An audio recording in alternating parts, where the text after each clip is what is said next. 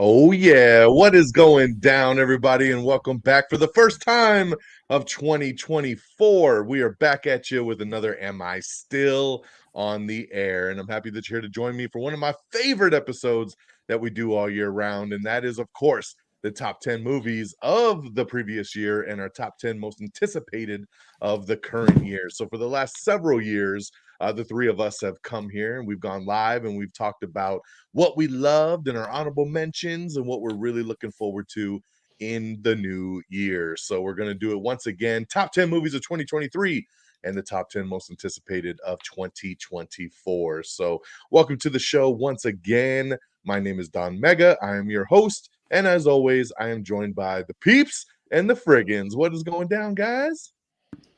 Yo. As always, super excited. And I love this.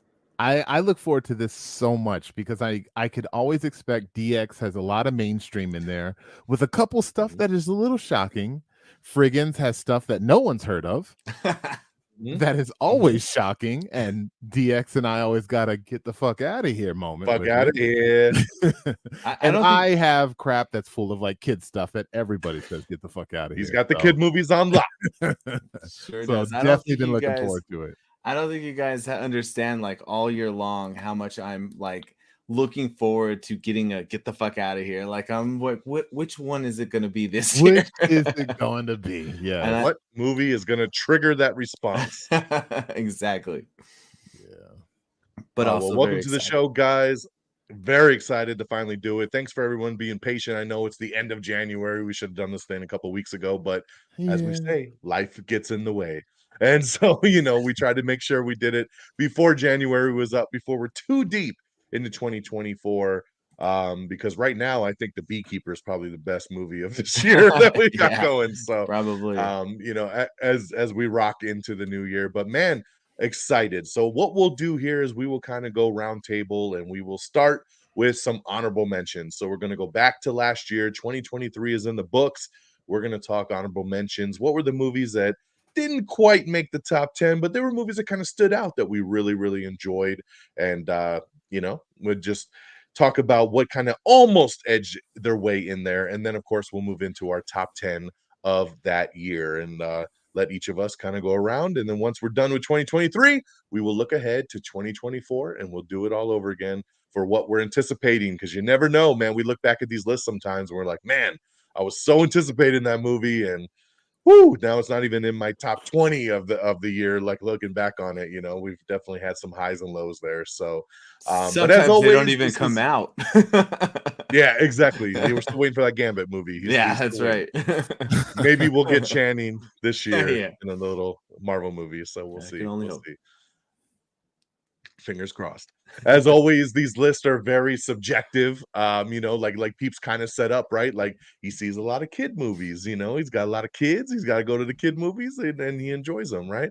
I see a good handful of kid movies as well with my daughter. And and like you said, like we all have different tastes. Mine is more mainstream, mine's kind of more like from an enjoyment level. I wouldn't say the best films, quote unquote, right? They're not, Oppenheimer, but like they're the movies that I enjoyed the most from a just a loving standpoint that I want to sit at home and throw back on the TV and enjoy it once again. Whereas, Frigginz, he's got that more fine-tuned taste and he likes his Bollywood and he likes his subtitles and his black and white movies, white musicals. Exactly. All of that. He's just all over it. So there you go, man. Just different list for different folks. So we'll get her going right now and I'm very excited. So let's start with some honorable mentions. I will kick off honorable mentions here tonight with some ones looking back through the year of 2023, some ones that stood out to me. I'm going to and these are in no particular order. Let me just set that up right there. These are just in general, okay? And I'm all over the place with different genres here. I'm going to start with Knock at the Cabin. This was M. Night Shyamalan's film that came out last year with Dave Bautista. Really interesting movie based on a book and just floored me. I absolutely love this movie. I love just wondering what was going to happen next and just well directed, well acted, and just a very, very interesting movie. So Knock at the Cabin is there, almost made the top 10. which one is it? Scream 6. I'm gonna throw out Scream 6. I'm a sucker for these movies, man. Always have since the first movie came out. And this one here, just going to New York City, it was a different kind of vibe. It wasn't just the same little town. They changed it up, and love Jenna Ortega in this one and Melissa Barrera, and just it was just a fun horror movie, man. So just had a blast with this one. Sticking with horror, I'm gonna throw out Saw X. This one really, really shocked me here when we're 10 movies deep into a franchise, especially something like Saw. And with this one here, we kind of got a backstory with John Kramer and kind of like how he almost became the man he became, and just him getting back at people that have wronged him. And I just thought it had the strongest story of all the movies, and it was just it was a fun ride, man. So that's there. I'm gonna go to The Marvels. I really enjoyed The Marvels. I've watched it again since it come out on VOD. Just a fun, fun flick. My daughter's favorite movie of the year, and just a fun ride in the Marvel universe with three awesome leads. Then I'm going to go to The Iron Claw. This was a movie here that, as a big wrestling fan, I was really intrigued to see the true story about the Von Erichs. And this movie gutted me. It is a sad, sad true story, but so well acted. You got Jeremy Allen White from The Bear. You got Zac Efron in here leading this thing. And I'm shocked now that the Oscar nominations have come out that Zac Efron was not nominated, because he was so amazing in this movie, and just a very it moves you to tears. It hits your emotions, and this movie really stands out to me. So the Iron Claws there. Extraction 2 is my next one here with Chris Hemsworth. This was a Netflix film. I think it's better than the original Extraction film. This movie has like a 23-minute single take action scene that is one of the best action scenes like ever. And just for that segment alone, this movie gets an honorable mention, because Nice. that was incredible. It was an amazing fight. Definitely Totally agree with that. action Yep. of the entire year. So that one stands out. I'm gonna go with Air next. The Ben Affleck directed with Matt Damon, the true story about the Nike Air Jordans. Just a very well acted movie, and an incredible story that when I first heard they were making this movie about damn shoe, I was like, I don't know how this is going to be exciting. And it actually was a really, really standout movie. So if you haven't seen Air, check it out on Prime Video. Next up, I'm going to go with Blue Beetle. Really enjoyed this one here. Just another Good one. fun comic book movie that just took us through with a new character in the DC universe, and I think we'll see more of him in James Gunn's down the road here. Going back to horror, I'm going to throw out Evil Dead Rise. I really, really enjoyed this one as well too. Man, super violent, super gory. Just I love Evil Dead. I love all these movies, and this one here just had me on pins and needles the entire time. It was a great theatrical experience, and just horror is so hit and miss, and this one definitely was a big hit for me. And then I got two more. Just my next one is Tetris. I was kind of late to the party on this one, watched it way kind of after it came out. And man, it was so good. I mean, what a story about the Nintendo Tetris game. I mean, just learning about the rights and this like Russian stuff, and just people not wanting him. It's crazy how this movie unfolded, and I could not believe that this was the story behind Tetris. So Wow. check that one out on Apple TV Plus if you haven't seen that one. And lastly, another one I was a little late to, but caught up right at the end of the year was Blackberry. Loved Blackberry. I have been in the wireless industry for over 20 years. I was there when the Blackberry launched. I had several units of the Blackberry, so I was very intrigued to see the true story about this phone and its rise and its fall. And oh my God, what an incredible movie, man. This thing was fantastic. You can stream it on AMC Plus. They also broke it down into like a limited series. So they broke it into like a 3-part mini series if you don't want to watch the movie in one chunk, which is kind of interesting that they did that. But so it's available in 2 formats. But man, I thought this movie was just so fantastic, and definitely another big standout of the year. So that's what I have over on honorable mentions. Frigginz, I'll throw it to you. What do you got, sir? Well, I will actually pick up where you left off. I did watch. I listened to your podcast, and I heard you praising the Blackberry movie and the Tetris movie so Yes. much. And I know that's not your normal genre. And I thought, well, let me see what let's DX like these types of movies. So I picked those up as well. And I felt the exact same way. Both of those are on my honorable mentions list. Blackberry almost made the top 10. It actually was in the top 10, but I did some restructuring. So yeah, those, based on a true story films is really what Yeah. stood out to me a lot this year. And I found a lot of those ended up being in my honorable mentions. I have Gran Turismo, which for some reason I think like the theater experience really helped me on that one, because the whole theater was like jamming out, like people were dancing in the theaters, people were cheering, clapping. It was wild, but it just made it so much more fun. Flamin' Hot was a streamer. That one That's a is good one. that's so fun, and it's based on the Cheeto stuff. Sound of Freedom was another one that, well, it has a lot of controversy behind it, touching on very difficult topics, and but also being an entertaining film to watch, and also another interesting, historical moment, I guess, where they were like doing this thing where you could buy people a ticket to see this movie so they could get more people to go watch it, to spread the point of what they were presenting in this film. So kind of an interesting again, kind of moment in history, I guess, for cinematography stuff, or cinema stuff, sorry. I am a sucker for military movies, so The Covenant was actually like at the top of my list for a very long time. I'm surprised that ain't your top 10. Me the way you too. bragged about that movie. Me too. It was on there for a while, but we had a pretty strong ending at the end of the year. So that dropped down to the honorable mentions. I also did have movie. I get it. Yeah. Yeah, that's actually a lot of fun. Well, you know what? I should have thrown that on my honorable mentions. I loved Wonka. So I did I too. totally spaced that one for some reason. Yeah. Yep. Nice throw out. Cocaine Bear was a blast. Again, another like theater experience where like I didn't even really want to see it, but it was just everyone was laughing so much. And then I have a couple movies that I think might be on your list, so maybe I'll hold off on those. One of which is a Marvel movie that I'm gonna get yelled at about. Another is, but one thing there's two more that I'll kind of close out and then pass on here. One, I am a sucker for Hindi movies. I am all about that Bollywood. And this year on Netflix, we got The Archies. So you take Archie's storyline and throw in some Hindi amazing songs and dance scenes, and I was just eating it up. I absolutely love that. The songs in that movie are still beating in my head. I have so much freaking fun in those movies. It's like you can't help but just like soak up that enjoyment. Exactly.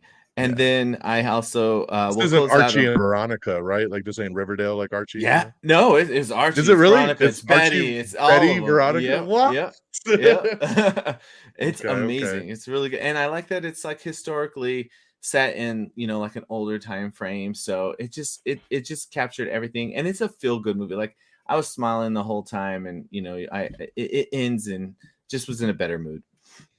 So do recommend checking that one out. Again, there's a couple really good songs that really stand out there. And the last honorable mention I'll throw out was The Hunger Games, with the longest title in the world, The Ballad of Songbirds and Snakes. I always struggle to think on that one. That one was also in my top 10 for a while and just kind of barely got edged out. But I'm not a huge Hunger Games fan, but that one, I really liked it. I think I liked it more than the original Hunger Games, which I know is going to be problematic for a lot of people, but I really like deserve to be an honorable mention. I like the cast. It's great. But anyway, those are most of the honorable mentions that I wanted to throw out there. So I'm sure again, some of the ones that might be on your top 10 were only on my honorable mentions, but I'll get to that later. All right, peeps. You got anything extra? I know you probably were sponging to get 10. So do you have? Nah. You have any honorable mentions? I actually had a really strong year for the majority of the year, and then towards the end, I don't know what happened. Like you said in the beginning, life, and I fell off. I don't know what it was. I think I know what it was, but I don't know what it is. Anyways, my honorable mentions might be actually on your guys' list, so I apologize. The number one I'll go ahead and throw out where I'll say, it's funny because I have another movie on my list that literally counters the reason why this is an honorable mention, but it's actually Godzilla -1. Being like the Godzilla fan that I am, like this should be literally like on my top 3 movies, but I don't know, man. It's not, because it is not what the type of Godzilla movie that I enjoy. It's very true to Godzilla, especially when when Godzilla starts, or the very first Godzilla movie.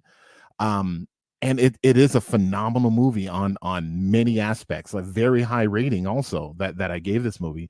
But because I'm like on team on team side, where I want to see like Godzilla fighting other monsters and kind of protecting people, it's a stupid reason, I know, but for that I give it an honorable mention. If you haven't seen it, go watch this movie. It is freaking amazing. It hits you in places you never thought a Godzilla will hit you. It's a really good movie. Another one, like you said, DX, was Evil Dead Rise. Was actually on my list for a minute, but just got pushed out eventually. And yeah, it a really good movie. Nothing wrong with it. Of course, it has some issues, but like really, really amazing movie. Another honorable mention is Transformers, Beast Wars, Beasts, Transformers, Rise of the Beast. There you go. Rise of the Beast. Yep. Again, amazing movie. I took my kids to see it.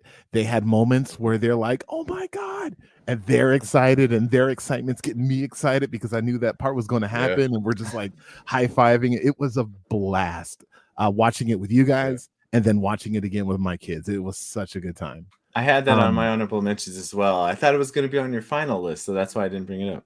Yeah, another one that got pushed out. And I don't know, does Megan count? Yeah, like Megan counts. Came out in January. Yeah, okay, 2023. Another movie that was on my list forever, and probably should still be, but I think I kind of forgot that it wasn't technically a 2023 movie. But I love Megan for a lot of reasons. There's like one thing I don't like about it, but I love Megan. The Super Mario movie.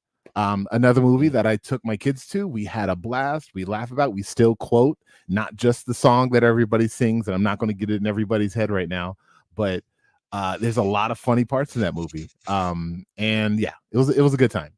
And last shout out that I will still stick with is a movie that I had a blast with. So do my kids, and I wish this movie would have done better than what it was, and that was the second Shazam movie, the something Gods.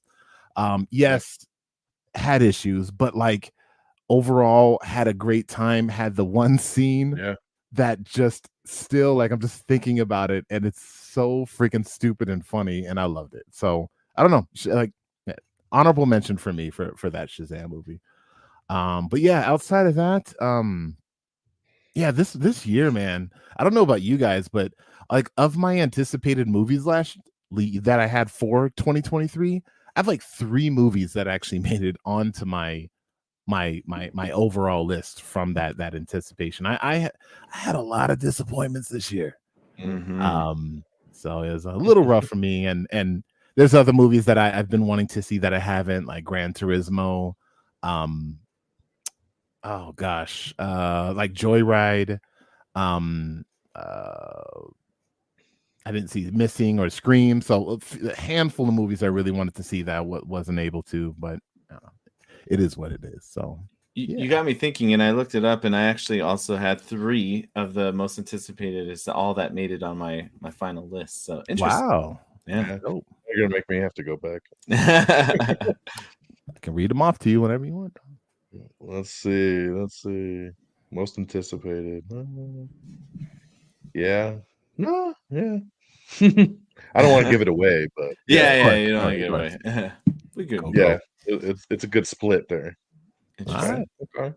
I'm shocked, Peeps. I several of the films you named, I thought for sure were going to be in your top 10. So definitely very interesting.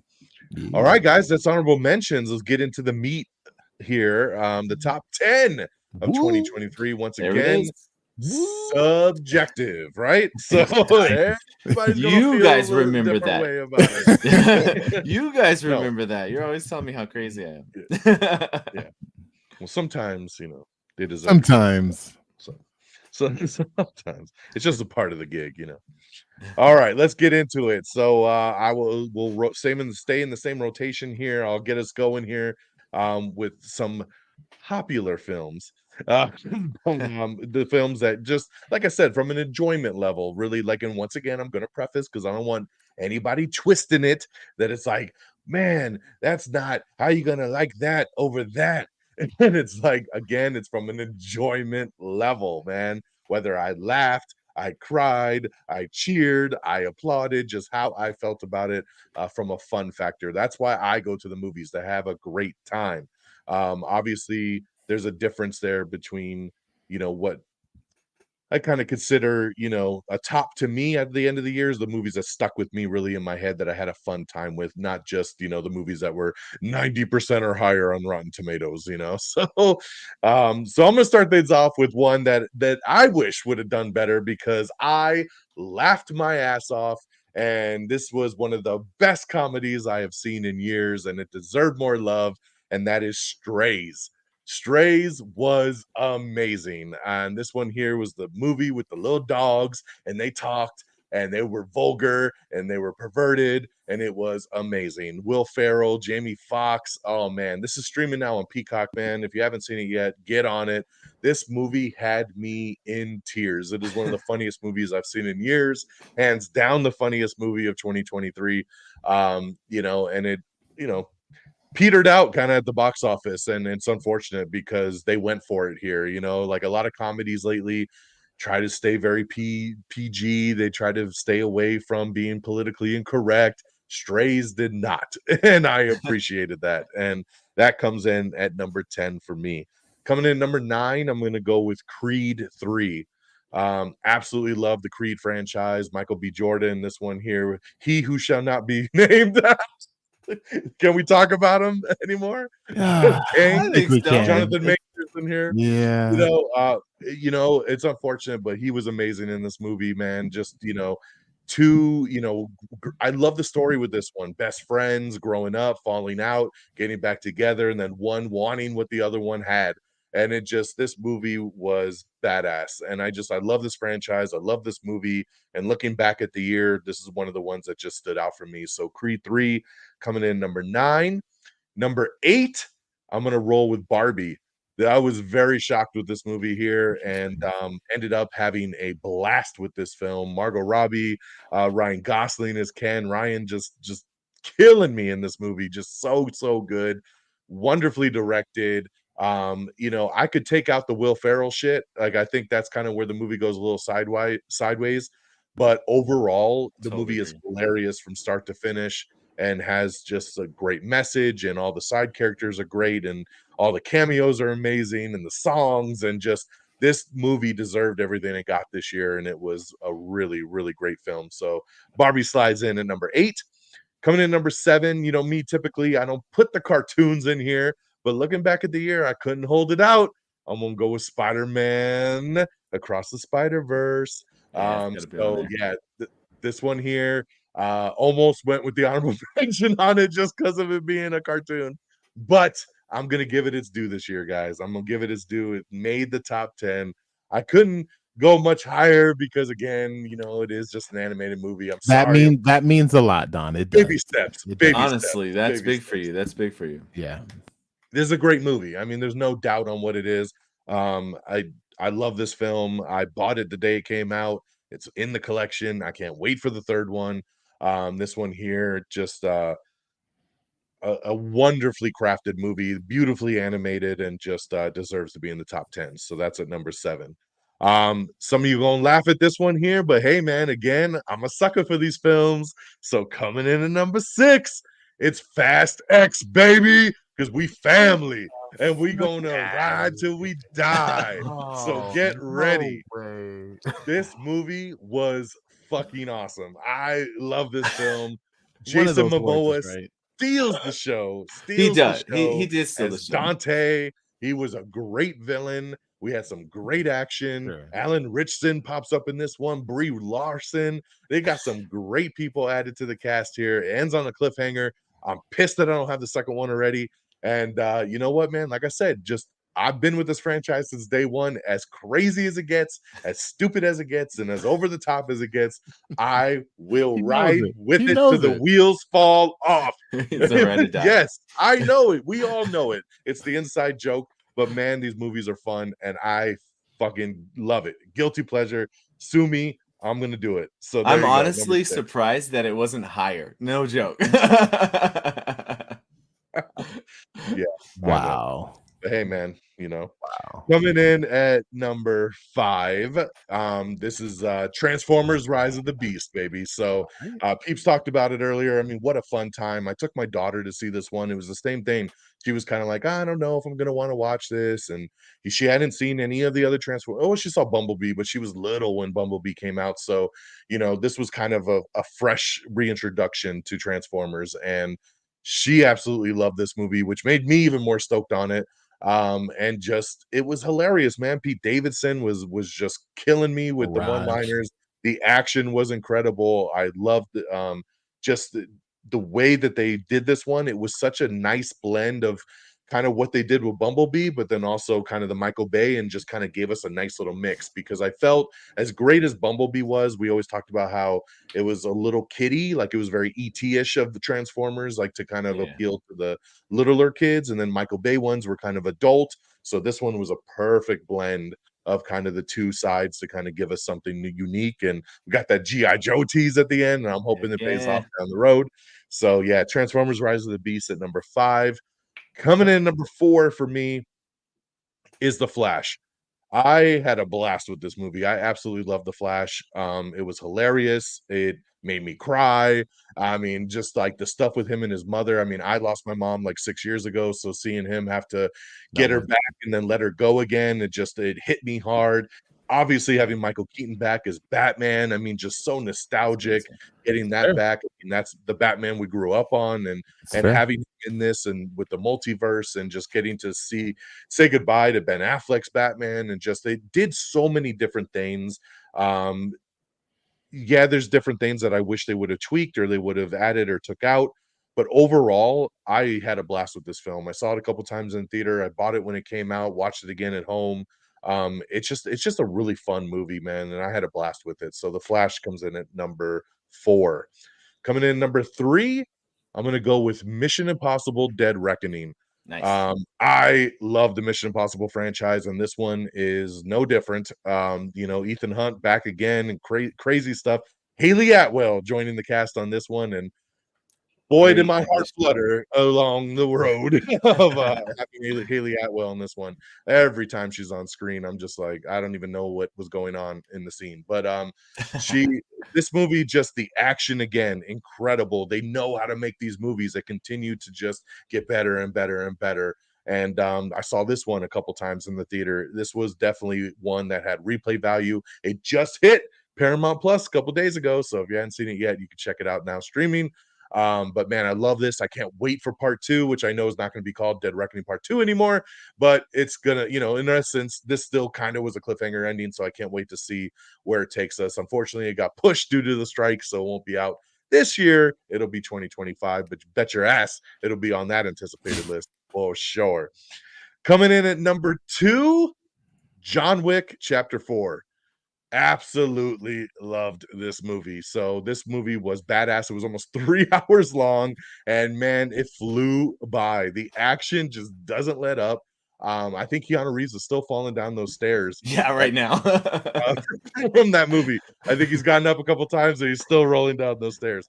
Oh But wow. man, just these movies, it's the same thing, man. You got the first movie, and you were like, man, that's incredible. And then 2, and then 3, and then 4, and it's just they get bigger and they get better, and they're just such amazing action movies.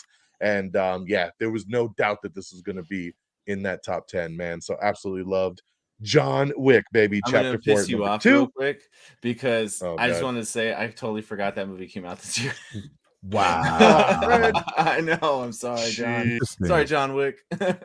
Jesus. So would that have slid in anywhere? Come on, Fred.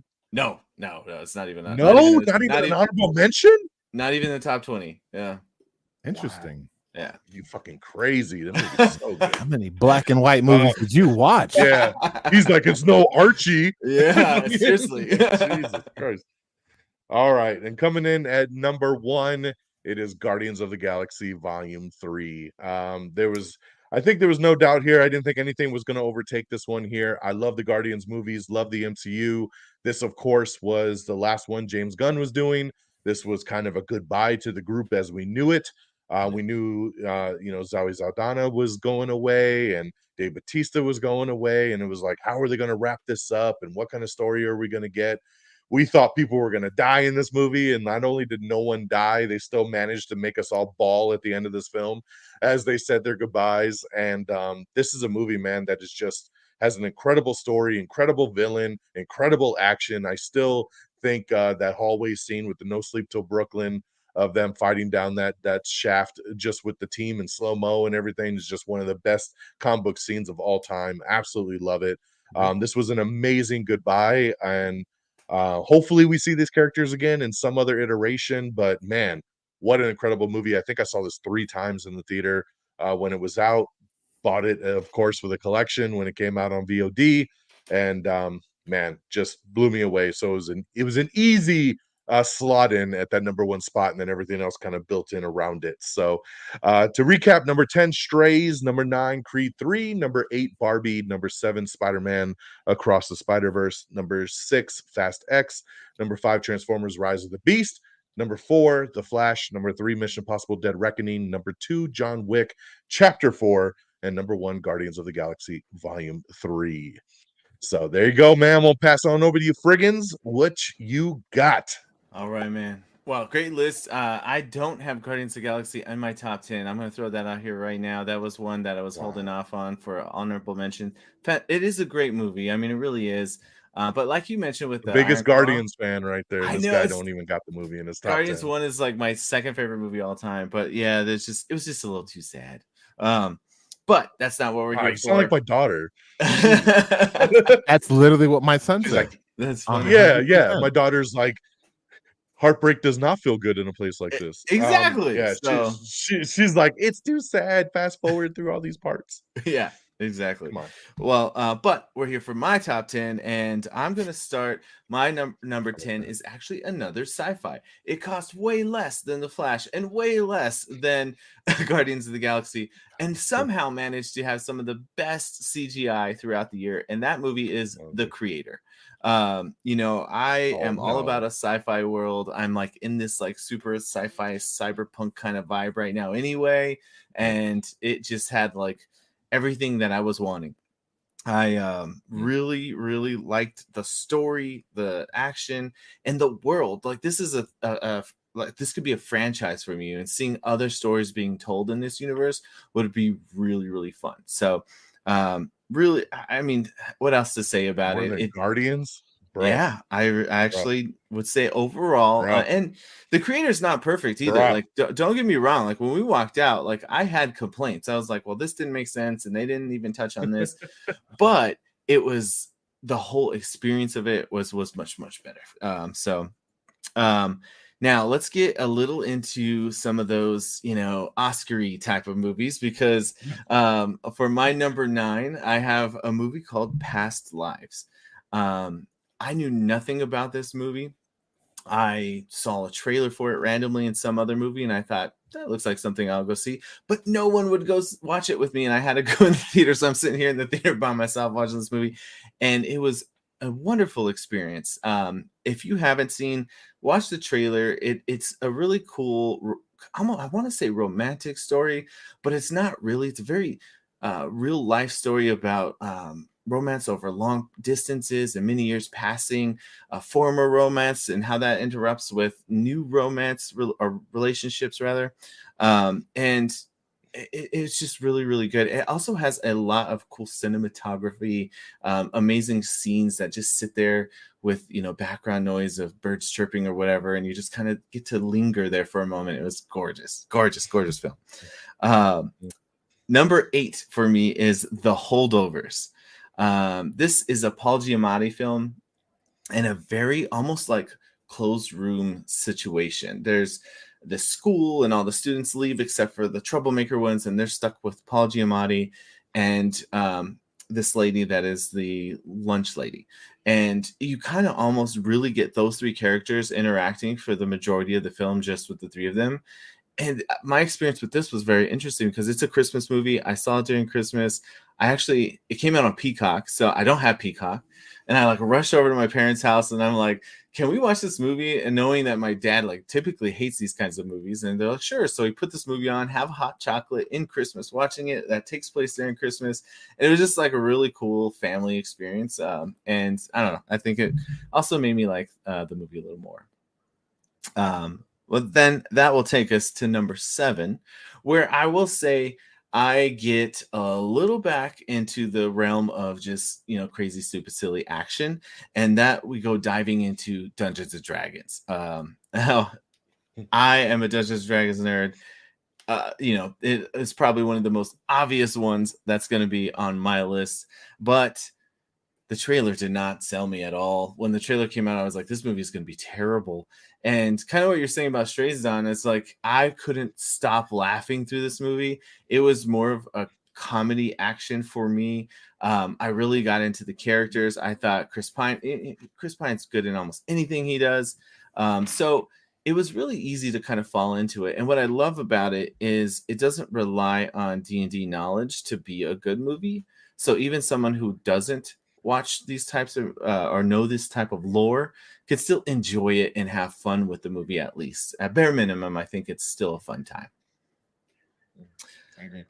Bringing me to number 6 now. This one, I try and talk about this movie to everybody, and it's like nobody knows about it. And it's this movie that came out on Apple Plus. It's called Flora and Son.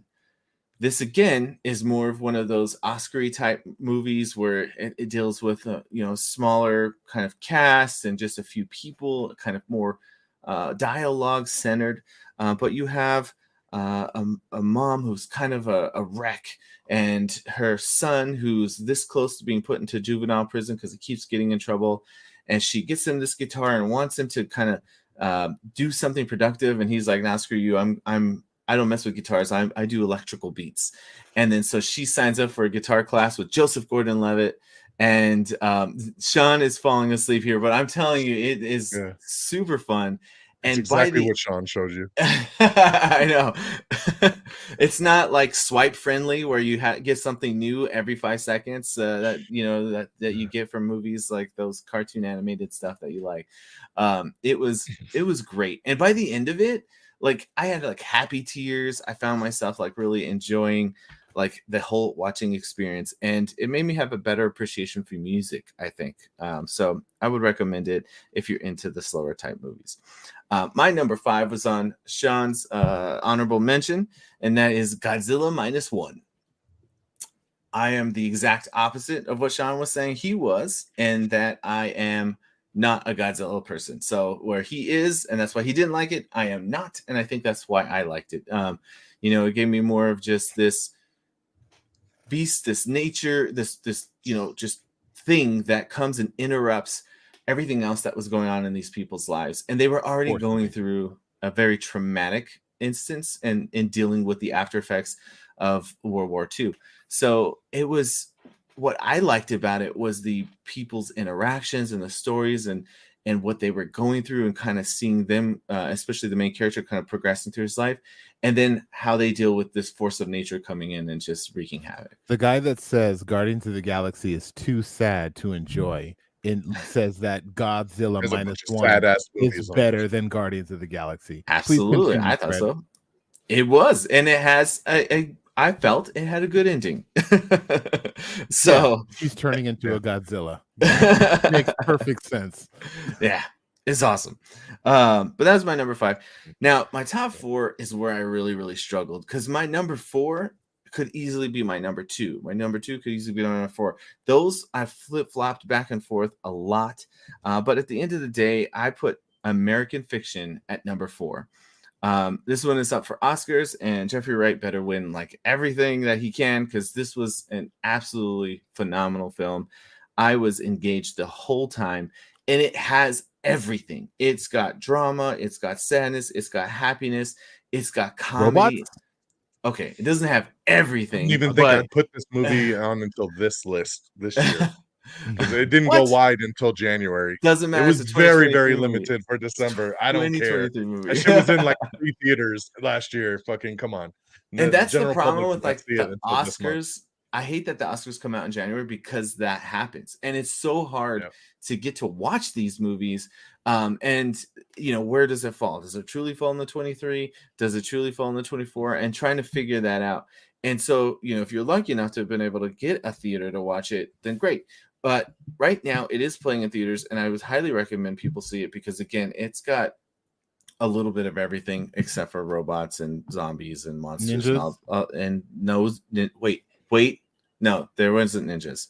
But there, it's entertaining as hell. And it's well acted, and it also tugs at the heartstrings. So I trying to open up my letterbox because it just closed. All right, my number 3.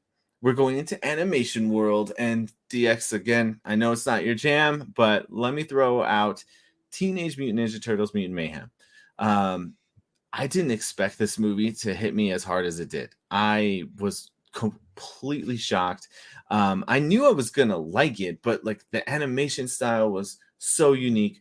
The music choices were incredibly amazing. Like I wouldn't have thought of any of those songs being tied in to a Ninja Turtles thing. And this really interesting way to where they made all the mutants look super cool and they made the humans look so ugly. And I think that there was like a lot of comparison to what the story elements were saying in that decision to do so. The acting was great. I remember reading the cast and being like, why do they have all these kids? And I was like, oh yeah, they're Teenage Mutant Ninja Turtles. Like they always make them older. So I thought it worked really, really well. And I love that every turtle got moments to shine. Even in the fight montages, how they had like the individual sections. So much fun. Definitely one of my favorite movies of the year, and landing in my number 3 spot. So number 2, and again, this could have easily flipped with American Fiction, is the Mission Impossible Dead Reckoning Part 1. Oops, never mind. Now it's no longer Part 1. Hold on. Yes. Sorry, please continue. No, I just got really excited right now. Hold on. Continue. Okay. I know Mission Impossible is the only movie that I saw in the theater more than once this year. I haven't been doing a lot of rewatches in theater unless it like really speaks to me.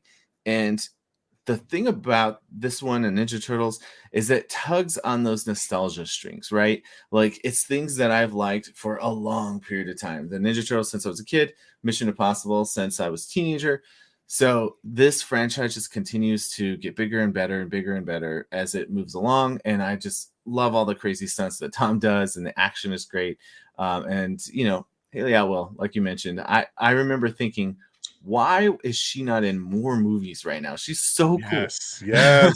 Preach. But she needs an MCU movie. I would watch that. I would definitely watch that. And that brings me to my number 1, which did make your list, Don, but it was much lower on your list, and that is Spider-Man Across the Spider-Verse. That was by far the best movie for me through the year. It captured nostalgia. It captured showing me new things that I didn't ever think I would see. Amazing animation style. Voice acting was through the roof.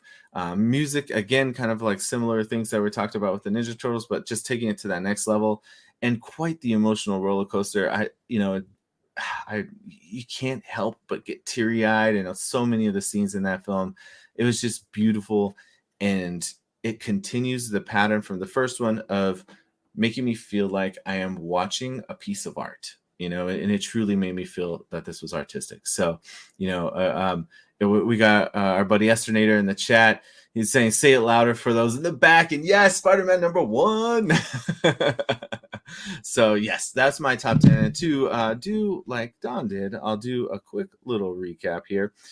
So number 10, The Creator. Number 9, Past Lives. Number 8, The Holdovers. Number 7, Dungeons and Dragons. Number 6, Flora and Son. Number 5, Godzilla -1. Number 4, American Fiction. Number 3, Teenage Mutant Ninja Turtles: Mutant Mayhem. Number 2, Mission Impossible Dead Reckoning Part 1. And number 1, Spider-Man Across the Spider-Verse. Interesting as always. Thank you, Frigginz. Yeah. It was my pleasure. Flora and Son in the top 10. Goddamn. It's amazing. All right. Best experiences. Get the fuck out of here. There it is. All right. Peeps. what you got? I'm excited to see what he's got for his top 10 of 2023. Yeah, I definitely got some sillies. I'm not gonna lie, but just want to say also real quick that I haven't seen Strays. So there's only 5 movies from the combination of both of you guys' lists that I haven't seen. So that's a big shock to me. There you go. That Strays, The Creator, The Holdovers, American Fiction, and Past Lives, all movies that are definitely I've wanted to see. Especially American Fiction. That one seemed kind of silly. Yeah. Or so good. It looks good. Interesting. So all right. Man, and I was thinking too, I was like, I want to comment on everybody's list, but I'm not gonna do that. So because y'all ain't gonna be able to do that on mine. So let me go and start at number 10. And I think the majority of my movies all of you guys have, but there's a pretty good chunk that aren't. So starting with one that's on Frigginz, that is Teenage Mutant Ninja Turtles. I think it's probably for the same reason that it's on Frigginz. This movie, I would never be a good like Siskel and Ebert kind of movie review personality, because sometimes nostalgia just takes over, and if the movie could be bad, but if the movie gives me the member berries or the feels that I am expecting and I want from it, then like fuck it. It's like this is like best movie of all time. And the Ninja Turtles, it did this thing where it gave me everything I wanted. It changed stuff. It changed elements of the story that normally Frigginz and I would sit and be like, how are they going to change this part of the Ninja Turtles? The Ninja Turtles have always learned ninjutsu from their ninja master that is but in this one, they're like, they learned it from a book. But like the way that they did it and they made it silly and in this fun world, it's like, I don't care, because they did it in such a fun way that change didn't really matter to me. I'm like, fine. Who cares about Oroku Saki, I think is his name. I don't know. Anyways, yeah. I don't care. I had a lot of fun with Ninja Turtles. Love the art. The little moment, there's moments in the movie where you can tell the kids are kind of like ad-libbing and just kind of doing some stupid Gen X moments with each other, and it's just like it's a fun movie, which is what I feel like Ninja Turtles should be. My kids loved it, and it's just one of those things when I take a movie and myself and my kids are having the same level of enjoyment, I'm like, mission accomplished. There's movies like American Kraken, stupid teenager Kraken, that I'm just like, please shoot me in the face. And then my kids are like, Dad, if you shoot me in the face first, I'll shoot you in the face. I'm like, why are we here? But I don't know. I digress. So that's my number 10. Number 9, a movie, Haunted Mansion, that I don't think should be. I know. Wow. Oh no, friggin' Peeps is about to get fuck out of here. I'll take it. Wow. I'll take it. Jeez. I enjoyed this movie because they I keep forgetting the main actor's name. That dude is awesome. He needs to be in more things. And he is. I swear he's in like 7 movies a year, but yeah, I know. I'm saying he needs to be even Stanfield. more. I agree. So good. Yeah. Him in this movie, they threw that moment with him and his wife that he had lost, and that was like that was like the cream filling of the movie that kind of continued throughout the whole film, and that piece of it was so beautifully done. And even to the very end of the movie, where they have the whole, what was it like? They talked to us through the afterlife, and the cat, it had the same name of something that was so beautiful. Yeah, I thought to block it out. Yeah. I thought it was a very beautiful moment. I was cracking up with Danny DeVito and Owen Wilson, and it was a silly movie, and they didn't even shove like the whole love interest thing like I kind of thought that they would do. And I don't know, man, like I had a good time with the movie, and so did my kids. So because of that, I enjoyed it more than other movies that I saw this year. So Haunted Mansion, it gets my number 9 slot. You need to see more movies. Go uphill from here, right? let me see. Okay, number 8. Horror movie that kicked Evil Dead out of the running, and that was the Boogeyman. Oh my god. He just walked off. I love it. I'm okay It with wasn't it. me. I'm It okay wasn't with me the this guy that time. puts The trash movie was Fast X. horrible. Okay, Fast X. I don't want to Horrible. hear anything. And same It's thing funny. with whatever. The Boogeyman was so bad. I And didn't you had think it above so. Evil Dead? Yes. Oh, bro. Yes. I would like to know did. what you liked about it. I didn't see it, so No. You didn't miss it. It's on Hulu. You can watch it. Yeah. I don't know, man. I thought that it was it had some actually like scary moments. Like I legitimately jumped in the movie a few times. Like it was scary. It had this again, this overarching thing of like a death that had happened in the family, and that kind of carries on to the end of the movie where, like, you know, it actually there's a reason for that setup in the beginning of the movie. And yeah, and it gives us a monster that they explain, but they don't really explain. They throw a lot of theories, and yeah, it's a creature that exists that we don't really know why it's there. Is it the only one? Are there more like it? Like, I don't know. And there's a lot of mystery around that piece of it. But like I said, I thought it was legitimately like a scary movie. So I think it's better when they don't explain stuff. So that at least sounds really cool. and they like, oh, this thing has been around since the beginning of time. How do you know that? Like, Yeah. like for real, like, come on. And so yeah, it was, and it's and I like it a lot. So all right, number 7, we'll go to another movie that's in Friggin's top 10, and for the same reason, and it's actually the same movie of Friggin's, and I love when we do this, but Dungeons and Dragons. Nice. I echo 100% everything that Friggin said. I will disagree though about the marketing of this movie. I will say in the beginning there was stuff I'm just like, eye roll, it's just going to be another Dungeons and Dragons movie. But there was that they released a moment where they were doing the talk to dead spell, and I'm like, that is the dumbest thing that, because like it's moments that normal Dungeons and Dragons players would have. It was great, it was funny, they did it perfect, and Yes. yeah, it was a good time to the very end of the movie where I did not see myself actually getting emotional with this Right. absolutely beautiful scene between two of the characters that, like, it was in front of us the entire time, but then when they kind of mesh it together and be like, this is what it really is, it was so beautiful. And they don't even have to jam the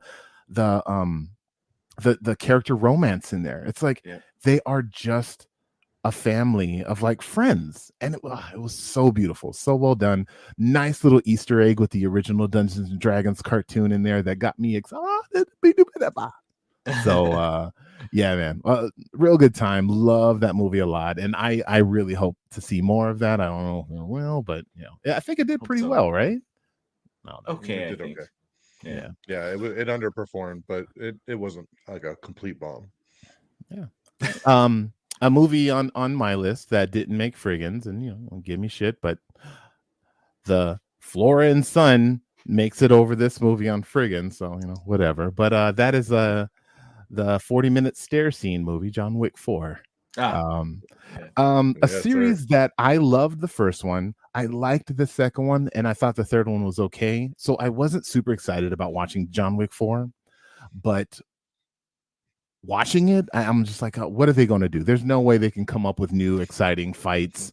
And then I've heard some people say, I'm not going to say any names, but I never thought I'd watch a movie and say that, wow, this is too much action. I also agree with I that know who would say statement. something like that. I also agree with that statement, and I've never said it, and I still won't say it. No, never enough. I think that person Never. must be very smart, very handsome, very knows the movies Whoa, perfectly. you're assuming it's Yeah. but Once yeah, again, man. Flora and Son was above this movie. It's that good. And I will say too, and this is, you know, where a lot of the film folks that like to focus and break down movies can go into, but the last scene with the stairs, and as much as we like to kind of, you know, joke about it, like, I think that it meant like it's his journey. Like he is trying to get to the end and find some actual closure to this whole I don't know how many years. It's this probably the whole John Wick series probably takes place in a matter of like 2 months like or 2 something. weeks. But like it was a great representation of, you know, him getting so close to the end of the journey to have to, like, you know, get to a point where it feels like he has to start over again, but he just has this drive and this passion to see it through, to just get up and continue on despite I don't know how many holes he had in his body at this point and how many potential bones are broken, but he still pushed Suit is himself bulletproof. physically beyond. Yeah, he again at Fast X levels of superhuman abilities, but like was great even to the very end. I love Donnie Yen. Every time Donnie Yen is in the thing, I get excited. Like, it's fucking Donnie Yen. It's the Iron Monkey. And yeah, I don't know. I love that. So yeah, John Wick 4, a great movie and a great close to a story for a character, I would think. And I don't know, and but kind of left it open for more fun, maybe, possibly. We'll see. Yeah. I Money still talks. think It'll be back. Back that truck up, right? That truck of money. Yep, it made the most money of all of them. So I think he's not dead. I still think the owner of the Continental is his dad, so I'm gonna just leave it there. Anyways, Winston, number 5 is this is the movie where I say I'm going to be contradicting myself, because it is a movie that I wasn't there watching it and like loving it. There was no nostalgia, there was no excitement, there was no action, there was nothing. But at the end of the movie, I said to myself, like, this is an amazing movie. This is a well done movie. That the amount of celebrities that were in this movie that I didn't even know were in the movie popping up was amazing. The whole bit I thought was a cinema masterpiece, and that is Oppenheimer. And I want to give this movie its credit because it was a fantastic movie. And as Frigginz will say, this is a Oscar-y movie. And for that Oscar-y reason, this is how you say it, Fred. We say Oscar-y or I am giving this movie its due diligence, and I am putting it on my list as my number 5 because it is a fantastic movie. You know, Fred, Schindler's List was a sad movie. That doesn't mean it's not a good movie. I know there were other. We have a whole episode of Guardians of the Galaxy where I express my other issues. Yes. Yeah, he didn't have his mask. All right. Anyways, moving on. There were too many furries. All right. My number 4, I think, is on both of your guys' list. A movie I did not expect to like at all. Mission Impossible 4. I've been disappointed a lot this year with Mission Impossible 4. Mission the 7th Impossible. one. It's like my number 4. It's my number 4. Mission Impossible was it 7? Mission Impossible 4. All right. Yeah. But no, the Dead Reckoning. I almost said Rogue One. Oh my Lord. Dead Reckoning. So yeah. Is number 4. A movie that I was not expecting to like, but this freaking movie blew me away with its practical effects. And it's funny, we had watched Indiana Jones very like recent to that movie, like maybe a week before, and then we watched this movie and I'm like, here we go, car chase in the city. I think even Fast X had a car chase in the city. Here we go, but the same city, like, same spot, same stairs. And this movie did it so well. Like, I love the chase in this movie. I'm like, I don't want this to end. Like, keep it going. And even with its like Ultron-esque villain of like AI and throwing that into all the stuff that I think people are talking about today, I thought it was interesting. And with Mission Impossible being a realistic, you know, kind of world, but to throw this also potentially realistic threat into it I thought it was really fun.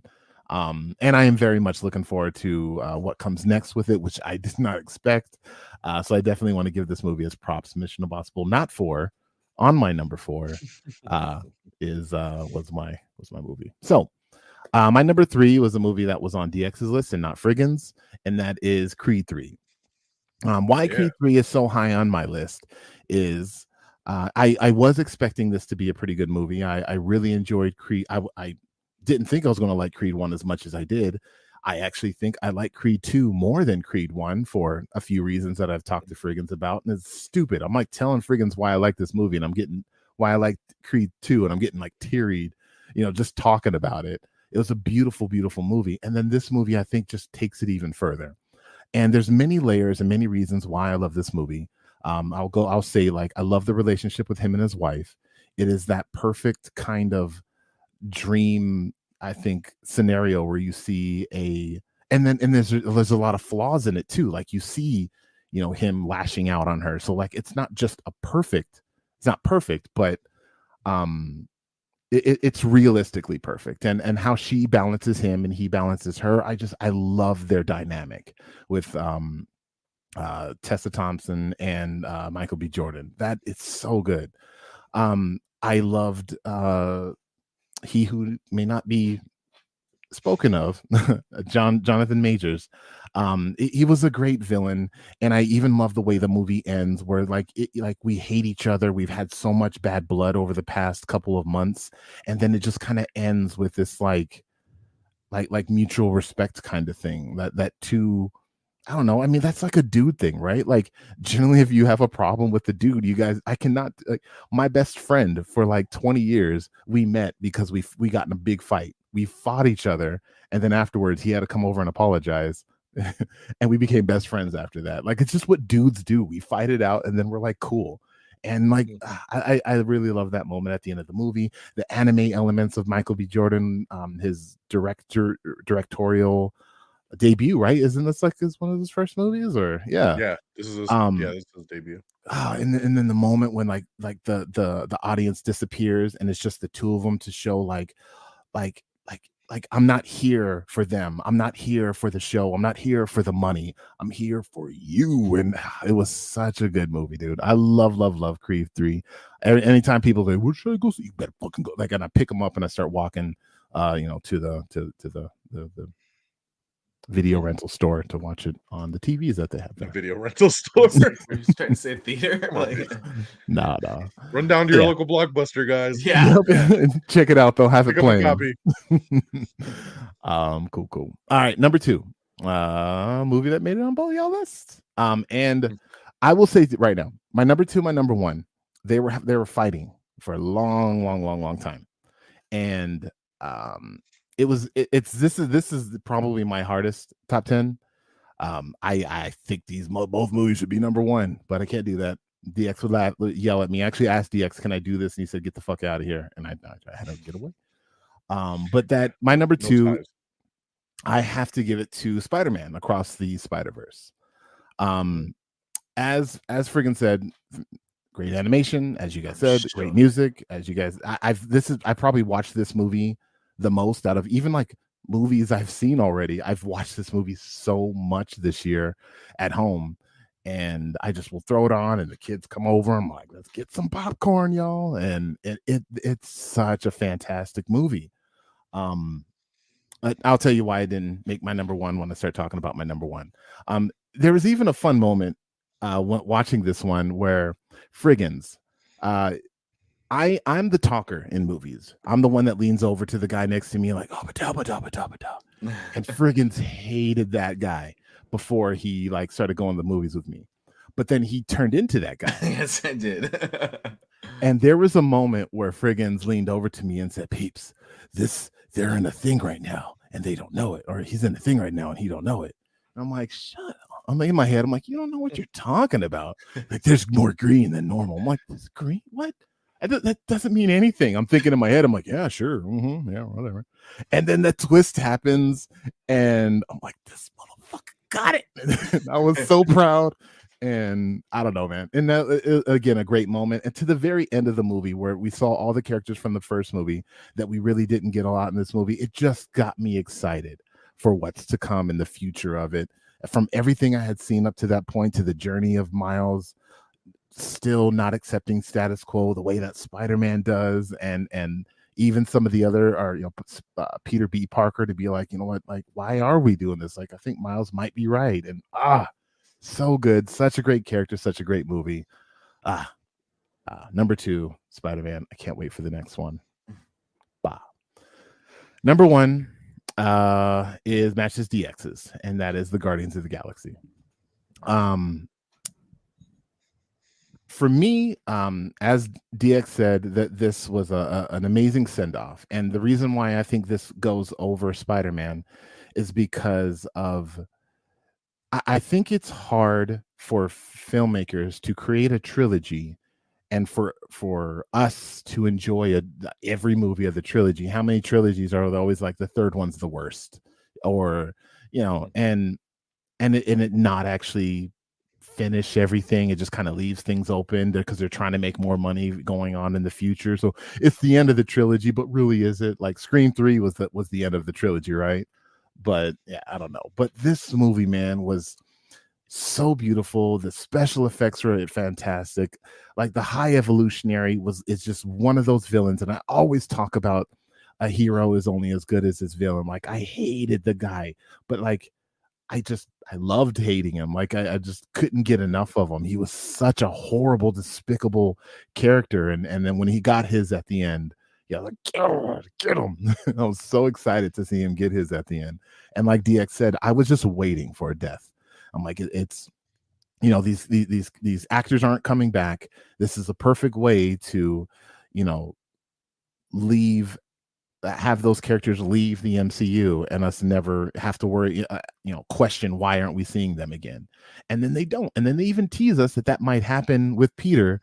And I'm just like, here it comes. And then it doesn't happen. And then Adam like pops up and has his moment. And oh my, we said this when we did our interview or when we did our review of it, but a movie where I am getting emotional over a cartoon, as Thor would say, rabbit, and his, cartoon otters and walruses, and I'm feeling for these creatures that don't exist, like physically or on any level, and it's such a great movie. And then, like you said, DX, the end of the movie, and we're sad, but we're happy, like we're crying, like we're up, we have tears going down our face because of just how beautiful and happy we see Mantis. Like everything is tied together, even something as stupid and as silly as Drax dancing. He has talked about from movie to movie how much he hates dancing, and he met his wife because she also was looking at everybody and how despicable those dancing folks were. Like, and then he's just like just a little, oh my gosh, it's like, how dope is this? Mantis, like I said, Mantis going off on her own, being independent. I can go on and on. Like this movie, dude, was just a perfect send-off to, a series. And it's laughable when you see Aquaman to see that the very last moment that we're going to see of the DCEU is a dude eating a cockroach, and I don't know, man. It's this movie is fantastic. I joke with Frigginz, and it, I say I don't understand it, but I do understand his thoughts and feelings on Guardians 3. But when I saw this movie, when I saw the first trailer from San Diego Comic-Con back in 2022, I think it was. Man, like the movie, I'm like, this is it. This movie is going to be it, and it was it. It really did everything I wanted it to do, and then some. So, but yeah, that is my list. You want to recap that? Yeah. Number 10 is Ninja Turtles TMNT. Number 9 is Haunted Mansion. Shut up. Number 8 is Boogeyman. Shut up. Number 7 is Dungeons and Dragons. Number 6, John Wick. Number 5, Oppenheimer. Number 4, Mission Impossible 4. Number 3, Creed 3, and number 2, Across the Spider-Verse, and number 1 is Guardians of the Galaxy Volume 3. All righty, there you go, guys. The top 10 movies of 2023. So now we switch gears, we move along to our current year. 2024 is here, and as always, what are we looking forward to now? Obviously, some movies have been shifted. We had a massive strike. A lot of movies got pushed back. A lot of movies were removed off the list and pushed to 2025. So this year, man, it's a little slim pickings at times for sure, kind of looking through it. But But there's still a lot coming out. And then, of course, there's a lot more that'll come out that we don't even know about right now. Like some movie will pop out and we'll be like blown away by it. And we'll be like, we had no idea this was coming. So that's what's always fun about the movies, too, is the surprises that aren't on these lists of anticipated kind of things. So, as always, kind of like we did with 2023, I want to start with some honorable mentions. What didn't make the list? What didn't was kind of right outside of it that you might be looking forward to. I got a couple here to kind of kick off. I'm going to start with, again, in no particular order. The first one I have is a movie coming out called If. This is a new movie with Ryan Reynolds. It is directed by John Krasinski and is basically about imaginary friends. And the trailer blew me away. Like I had heard about this movie coming out, heard about this being like an original IP with John Krasinski directing and a bunch of different people like Steve Carell and Emily Blunt and all kinds of people coming in to do voices of these imaginary friends. And the trailer came out and I was blown away by it. I thought it was hilarious. It looks super cute. It looks like a great movie to take the family to. And I think this is going to be a really, really fun ride. So If is on my honorable mention list. Next up is A Quiet Place Day One. So this is a prequel movie that is coming out to it's a spin-off movie, so it's not really a direct sequel to A Quiet Place, but it takes place in that universe on day one of the alien invasion. And I think that's going to be a lot of fun because those other movies are great. So I'm curious to see what this take on it will be with the different cast and crew. What's that one called? Next up is Quiet Place Day One. All right. So that comes out this summer. My next one up is the new Alien movie that's coming out. It is rumored it is called Alien Romulus. We don't know officially if that's the name of it, but director Fede Alvarez taking the reins on here. So we're moving away from the Ridley Scott stuff. This one here, I'm super excited to see where they take the Alien franchise under a new director's wing. I think it's going to be very horror-ish. I think it's going to be very violent. I'm excited to see because this is one of those ones where we're just kind of throwing a Hail Mary. We don't really know much about it. Haven't seen any footage or a trailer, but I think a new Alien movie. It's time for something fresh in this franchise, so I'm stoked. My next one, real quick, is just I talked about on my honorable mentions for 2023 was Saw 10, and it did so well that Saw 11's coming. So definitely interested to see where we take the Saw franchise there. My next one is Beetlejuice 2. I'm excited to see where they take Beetlejuice. Tim Burton is back. Michael Keaton is back as Beetlejuice. Winona Ryder's back. Jenna Ortega's in this one. And I'm curious to see in 2024, what are we doing with Beetlejuice after all these years? So I'm very anxious to You see said it twice the whole already. band back together. And yeah, gonna watch one more time. My next one is Craven the Hunter. I think this one has some big potential. It's going to be rated R, which is something they typically don't do. The R red band trailer for this movie looked brutal, looked aggressive. I love Aaron Taylor Johnson. I think he's going to kill it in this role. We'll see. It's Sony. It could be a flip of a coin. We don't know what they're going to do with it. But I'm definitely excited to see what it is. It was supposed to come out last year, and then they ended up pushing it to this summer. So we'll see when that lands. And lastly, for honorable mentions is Joker, Folie à Deux, the Joker 2 sequel that is coming out later this year with Joaquin Phoenix coming back and Lady Gaga as Harley Quinn. So I'm anxious to see because the first Joker movie was so incredible. Obviously, $1 billion movie, won the Oscar. So definitely anxious to see what they do with this sequel. So that's my honorable mentions there for 2024. Frigginz, what you got? For my honorable mentions, I also had the Alien movie coming out. Now, that might surprise you, as Aliens is my favorite movie of all time. But when you talked on your show about the premise being about like kids and stuff, like or younger group of people, it just turned me off entirely. I was like, I don't want to see Scream with an alien. So, but we'll see. It could be number one on my list after we watch it. So we'll see. But it definitely went from being on the top 10 to just on the outskirts. I also have Craven the Hunter on there as well. I had that. I think if it wasn't on my top 10, it was at least an honorable mentions last year. I think it was on my top 10. But I saw the trailer and I'm not it's a crapshoot with me sometimes where I'm like, it's not close to the source material, so it sucks, or I don't care if it's close and it looks even better. And this falls into that version of it. So I think it looks cool. So like, let's check it out. I'm a big fan of Dracula stuff. Nosferatu lands on my honorable mentions as well. Though, but I have put it a little lower though, because it's a December release, and oftentimes we see those get pushed to the next year. I have been very interested in what they do with Wicked. So that's on honorable mentions. I unfortunately haven't got a chance to see the actual play. And I'm hoping that it's in the musical category, so we get some cool songs with it. Perfect. So then that it's might my make wife's it... most anticipated. It's the only one she cares about this year.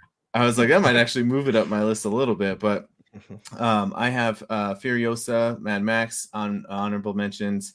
I think I was more excited until I saw the trailer. I did think the trailer was cool, but not, I don't know, something about it. I'm just kind of like, meh. So, I have some excitement for it. So it falls in the honorable mentions. And the trailer I just saw that I almost put this on my top 10 because I thought the trailer was phenomenal and I cannot wait. Actually, as I'm talking, I'm kind of like, maybe I should move this to the 10. Is Monkey Man. I don't know what this is about, but the trailer is balls to the wall. It gives me like John Wicky vibes. This is going to be cool. Yeah, I'm super excited for Monkey Man. So that could, I almost want to switch it with my 10, but I'll leave it there for now. That's my honorable mentions. I could go on, but I'll leave it at that. Okay. All right. Peeps, what you got? What just is outside the list? Just right outside the list, I would say, a lot of things you guys mentioned. I agree. Beetlejuice, Beetlegeist, whatever you want to say. Alien. Regardless, teenagers, not teenagers. I haven't seen a good one in a while, so I'm just skeptical with it. But I'm going to see it. I'm gonna be there, so I have high hopes. Movie you guys haven't mentioned. I saw a trailer of recently, and I think I want to check it out because it looks like one of those 21 Jump Street super stupid, potentially funny movies. Is Ricky Stenicki? Have you guys seen that? I just saw it. Yes. John Cena, baby. Dude, it looks so dumb, but it looks like it's going to be a lot of fun. Yeah. So that one. I heard there's like a M. Night Shyamalan produced. I think his wife or someone, maybe I don't know who it is, but they have the same Shyamalan last name is directing his it. Daughter. Okay. The Watchers. So I don't know, man. I'm curious. I haven't seen anything on it. I have no idea what to expect, but I don't know. I've seen there's some good, there's some bad with the Shyamalan ding dongs, but yeah, I'm kind of looking forward to that.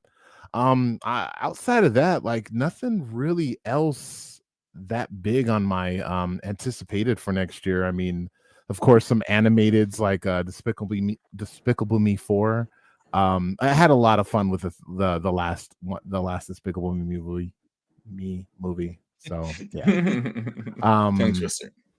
I don't know, like Smile 2. I didn't like the first Smile all that much, but it was very intriguing to me. Like it had a lot of potential, I think, especially with them like going back into it. I'm kind of curious what else they're going to do with it. So yeah, potentially Smile 2. But yeah, outside of that, no, that's really all I finally doing a Gladiator 2. Is that real? Yeah, that is real. Denzel's but it's not Russell Crowe. It's not Russell Crowe. Yeah, that Mufasa movie. Like what? I'm surprised. Did anybody want that? Roadhouse in your Lion top King 10 prequel. Hey, I will say Roadhouse will make my honorable mentions now. That trailer was fantastic. It was. I'm looking forward to it. It's better than That's I a great thought it trailer. was. I'm excited for it too. Yes. I'll put that as an honorable. All right, guys, let's get into it. Most anticipated of 2024, top 10. I'm going to preface my top 10 here because I have a movie that would have definitely been probably number 2. But I don't know 100% if it's going to come out this year. It was shopped around to some distribution. I know Lionsgate purchased it. They're saying tentative 2024, but it's not confirmed, so it was hard for me to kind of place it or not. So I'm just going to kind of put it as an asterisk over here, and that is the new Crow reboot that they're doing with Bill Skarsgård. That has been The on your original list for Crow how movie. long, Don? That's your Yeah. Hey Gambit man, movie. It's my there's been a Gambit, lot you of know? iterations. There's been a lot of iterations of this movie, but this All one's right. actually been filmed and is made. It is done. So we're farther along than some of these other ones that they've talked about. But this one here is the retelling of that original movie with Eric Draven, that that the original movie was about. But this one here kind of follows the comic book source material closer, with Bill Skarsgård now being Eric Draven. The original Crow movie is one of my all-time favorite films ever. I love The Crow. I've seen it probably 1,000 times. So I've been waiting for a good reboot of this series, and my fingers are crossed, and I hope so. If it is to come out this year, it will be number 2. But I don't know, so it didn't quite make. So I'm kind of putting it, like I said, as an asterisk kind of to the side. Now that I get into the official top 10 that I do know is coming out this year, coming in at number 10, it is Furiosa, a Mad Max saga. So I think Furiosa looks great. Anna Taylor-Joy looks awesome as the young Charlize Theron. We got Chris Hemsworth in here. Mad Max just looks crazy. Miller's back to direct once again. So, man, let's go. I think it's going to be a fun ride. Coming in at number 9 is Ballerina. This is the spin-off of the John Wick franchise, starring my girl Anna de Armas. She takes the reins here, and she's going to go whoop some ass. And we're going to have a little bit of Ian McShane popping up, Keanu Reeves popping up. But, hey, man, anything set in that John Wick universe, I am there for. And I love Ana de Armas. I think she's going to kick some serious ass in this. So the Ballerina is number 9. Coming in number 8, this just looks like a blast as well, and that is The Fall Guy. This is the new Ryan Gosling movie with Emily Blunt, directed by David Leitch.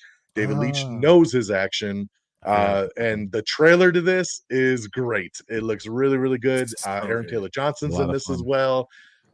Where you got them working on a film set, and then he gets there's a murder, and he becomes an action guy. It just looks fun. Obviously, it is based on that old 80s TV show. But man, this looks awesome. It just looks like a fun action-filled ride. It was supposed to come out earlier in this year, and then they pushed it back to like May, due to the great word of mouth it's getting. So they wanted it in that prime summer blockbuster status. So I love it. So that's coming in there at number 8. Number 7, I did not see Godzilla -1, but I do like some Godzilla. So Godzilla X Kong, the new Empire, comes in at number 7. I'm a sucker for this franchise. Just finished Monarch on Apple TV Plus. I love everything in this universe.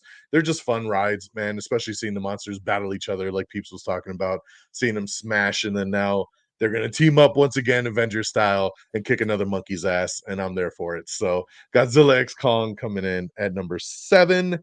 Coming in number 6, it is the new Ghostbusters Frozen Empire. Everybody's back in this one. The new crew from the Afterlife movie, plus the original crew with Bill Murray and everybody. So they're going to be fighting some ghosts that are freezing the city, and it looks really, really cool, man. That first trailer was a blast, and I hope think Ghost Slimer's Egon coming isn't back there. too. So Oh, that was I don't think no Ghost too Egon. soon. Too But soon. Okay. that was nice. That was nice. Coming in at number 5 is a movie that finally get to see this week, and that is Argyle. Very excited about Argyle. This is Matthew Vaughn's new spy movie with Superman himself, and it looks awesome. It's got a great cast. It looks like a fun story with this, author writing this book, and the book comes to life, and she gets kind of caught up in everything. Vaughn just has a great action style, and he's got a really cool writing style and directing style, and this just looks like it's going to be a big blast. And I know he wants to turn this into the next Kingsman kind of franchise with movies and TV shows and all kinds of stuff. So looking forward to Argyle. That actually comes out this upcoming Friday. Coming in at number 4, very excited for this. We're going back to the world of the Planet of the Apes, baby. Kingdom of the Planet of the Apes is my number 5, or no, my number 4. I love that other trilogy with Andy Serkis. Every single one of those movies are fantastic, and just what they could do with the effects these days and motion capture. I like that this one is set like hundreds of years later after those movies. So we have a new set of apes, and how are the humans, surviving at this point, and it's just going to be an amazing story. So I'm super excited for a new Planet of the Apes film. So that I is still haven't number seen the 4. third one. Ooh, you need I to get know. on that. Coming in number 3, I'm excited. This one has been on my list before over the last couple years, and that is Bad Boys 4. Very excited for this one here. Will Smith, Martin Lawrence back once again.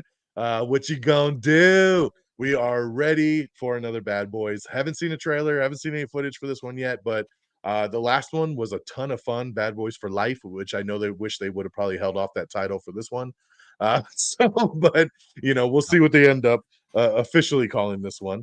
But man, they're just fun movies, dude. I mean, I love every single one of these Bad Boys flicks, and I'm excited to go back to the well with these guys. Coming in at number 2 is Venom 3.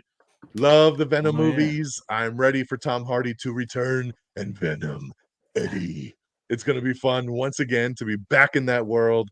I'm excited. New director stepping in, new story, and not very much known about this one, but I think it's going to be a fun ride. So Venom 3 coming in number 2.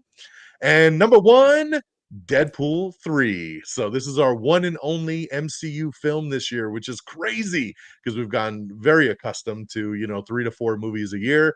We're literally only getting one. But hey, if we're going to get one, I'm glad it's Deadpool 3, which I know will not officially be called Deadpool 3. They're not going to use the number. But Sean Levy stepping in to direct this one. Of course, Hugh Jackman coming back as Wolverine. And supposedly this will kind of close the book on the Fox universe. And I think we're going to see some X-Men, and we're going to see some possibly Daredevil and Elektra, but not the kind We're going to see Ben Affleck maybe come back, Jennifer Garner, all the Fox stuff, man, as we put that aside, and Ryan officially takes the step into the official MCU. So I think it's going to be a blast. It's going to be rated R. It's going to be batshit crazy. We've seen a lot of the still shots of them fighting and decapitating people and all kinds of stuff. And Wolverine's in his yellow suit, guys, and I think he's going to wear the mask as well. They just announced that the first trailer for this is going to be on the Super Bowl. So very, very excited to see some first footage for Deadpool. But that's what I got, man. So recapping, like I said, if The Crow comes out, that would be number 2. But without that, number 10 is Furiosa Mad Max Story. Number 9 is The Ballerina. Number 8 is The Fall Guy. Number 7, Godzilla X Kong. Number 6, Ghostbusters Frozen Empire. Number 5, Argyle. Number 4, Kingdom of the Planet of the Apes. Number 3, Bad Boys 4. Number 2, Venom 3. And number 1, Deadpool 3. So there you go, 2024. Frigginz, what you got in that top 10? All right, I got most of what you have, but a couple different ones. So I actually do start my number 10 with Dune Part 2. I actually had Dune higher in my list until the trailer came out, and it actually made me drop it. Yeah, I really liked the first movie. It is slow, but I was intrigued. I never read the books. I never read or saw the older films. So I was super into it. Like, there's a specific scene where there's like the worm going through, and I had this very visceral moment in the theater thinking, this is why we come to cinemas, like to see this kind of crazy stuff. So I was really, really excited for part 2. But like I said, the trailer didn't do so well. It's kind of pulled me down a little bit. So I have it at 10 right now, and Monkey Man almost punched him out, but I'll leave it there for now. Number 9 is gonna be a movie called Civil War. I had no idea what this was about. Civil War looks great. The trailer popped out, and I was like, "Okay, I haven't seen it yet." Yeah, that is such a good trailer. And I'll do kind of a bit of preface too, in the sense that the problem is we don't have a lot of trailers for some of these things. So like, we oftentimes, and I think we mention this like every year, but like there could be a movie we don't know nothing about that once the trailer comes, we'll be like, oh yeah, that's going to be amazing, or vice versa, a movie I'm really excited for, and you see the trailer in here. The one I always wouldn't have known about Monkey Man before. Exactly. And the one that sticks in my head is like when they came out with the Tomb Raider trailer. Like, it was in my list, and the trailer came out right before we did our show, and threw that out right away. Not that bad. It's not that bad. It wasn't great either. My number 8 is Beetlejuice 2. I recently rewatched the old one, and so it's kind of like in my zeitgeist right now, and so I'm excited to revisit that world. I love that they're bringing Keaton back. That just blows my mind. And I think Jenna Ortega is going to be in that one too. So her daughter. Yep. again, powerhouse actor that they're, being very famous and into a lot of different things right now. Number 7, I think this might fall into the Oscar category. And that is One Love, the Bob Marley story. This trailer just gets me every time. I almost started crying in the trailer already. So and admittedly, like, I don't really know a lot of his story and a lot of the maybe like less popular known things. So I'm really excited to venture into that piece of history. So that helps add it up on the list for me as well. Number 6, I have Ana de Armas's Ballerina.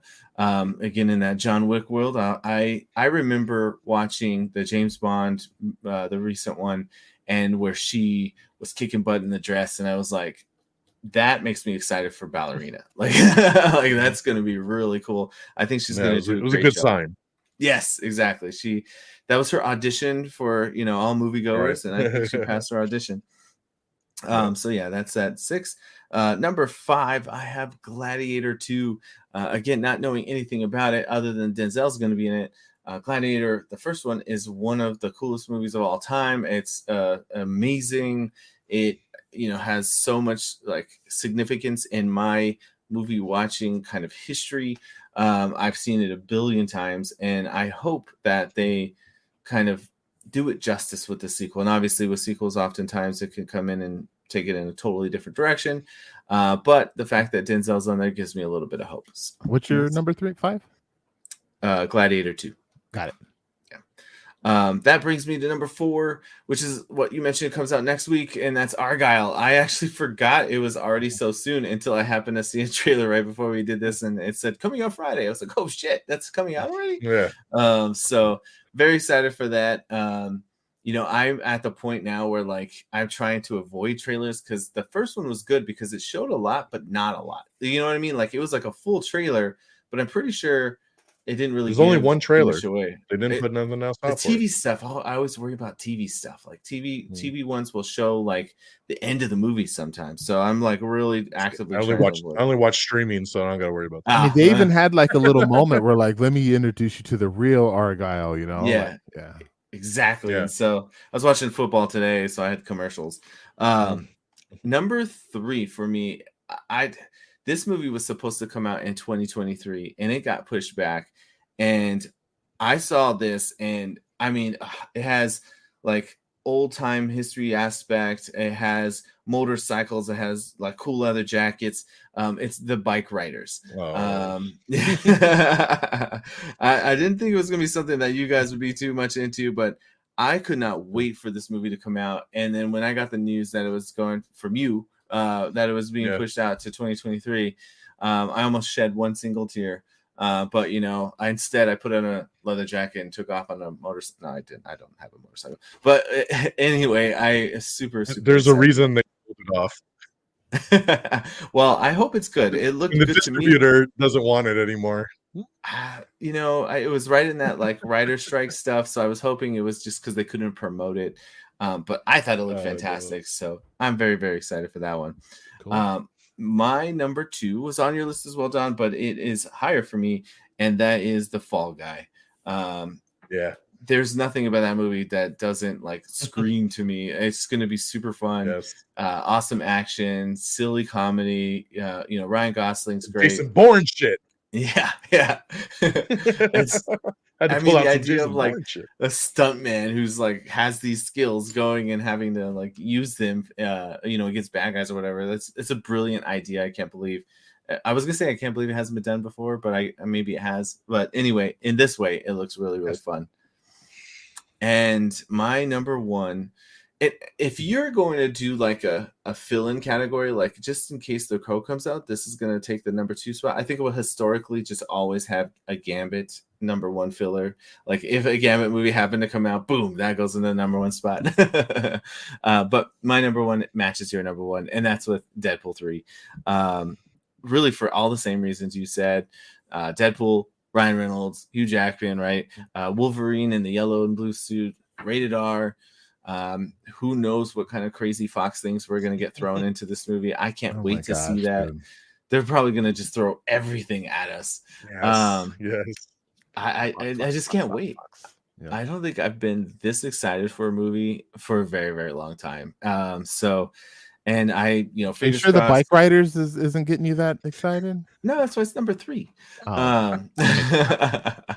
But yes, I have my It was real close. fingers crossed that I'm getting some version of Gambit. I mean, I like Taylor Kitsch Gambit. Give me that Gambit if you're not going to give us a. We can Channing even Tatum see Gambit. like both, dude. That would be Exactly. I just want a little. Give me a little Gambit. That's all I'm asking for. But yes, Deadpool 3. There's gonna be a lot of multiverse jumping around. We'll see what we get. I'm excited for it. So recapping that again, number 10 is Dune 2. Number 9 is Civil War. Number 8 is Beetlejuice 2. Number 7 is One Love. Number 6, Ballerina. Number 5, The Gladiator 2. Number 4, Argyle. Number 3, The Bike Riders. Number 2, Fall Guy. And number 1, Deadpool 3. And that's my most anticipated. There you go. All right, Peeps, take us home. Let's do this now. Kind of like UDX's didn't make my top 10, and it isn't anticipated, or it is a honorable mention. But I just wanted to shout this out, like a Guy Ritchie movie with Henry Cavill. Kind of excited about that, but since I don't really know anything about it, and Guy Ritchie, sometimes yes, sometimes no. Yeah. I don't really know, but yeah, the Ministry of Ungentlemanly Warfare, coming out in 2023. So maybe Could be good. Yeah, could be. So cool. Number 10, a movie that I said this 1,000 times. I know me and my kids are going to have a blast at watching this. And that's Sonic the Hedgehog 3. 1 and 2 are great movies for silly video game movies. Surprisingly good. And my kids just like they love Sonic, and they're super stoked for it. So because of that, I love going and having a good time with them. So Sonic 3. Number 9, a movie I feel like we've been talking about forever that has been in production, and we've even wanted it to come out when we did our video game movies that we want to see, but is the Borderlands movie. Borderlands is an amazingly fun video game franchise. I don't know what's going to happen when they make it a movie. Video game movies generally are hit or miss, but I hope they do all the good things that we want them to do. And yeah, so hopefully that's going to be a lot of fun. So I am hoping that it's just as good as the games. Number 8 is the Furiosa movie. I actually liked the trailer, and Anya Taylor-Joy getting some funky action on, and we got Thor with an amazing nose job in it, and I don't know, man. And it's got it even like George Miller's directing this again, right? Or he's like kind of coming back to do that. So like, that's a really good sign, I think, with as amazing as the last Mad Max movie was, Fury Road, is that what it was? So yeah, super stoked for that. I didn't match any of you guys this time, so I'm pretty sad about that. My number 7 is the Ghostbusters movie.